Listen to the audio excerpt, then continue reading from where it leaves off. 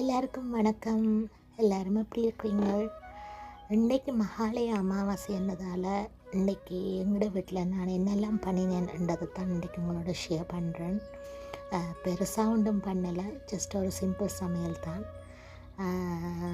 சாதம், அப்புறம் பருப்பு, பரங்கிக்காயும் கத்திரிக்காயும் போட்டு ஒரு வதக்கல் கறியும் பண்ணியிருந்தேன். அப்புறம் வடை, பாயசம், வாழைக்காய் பொரியல், வெண்டைக்காயும் கத்திரிக்காயும் போட்டு ஒரு காரக்குழம்பு பண்ணியிருந்தேன். அப்புறம் பப்படம். உங்கள் வீட்டில் நீங்கள் என்னெல்லாம் பண்ணினீங்க இன்னைக்கு என்னதை கமெண்ட் பாக்ஸில் கமெண்ட் பண்ணுங்கள்.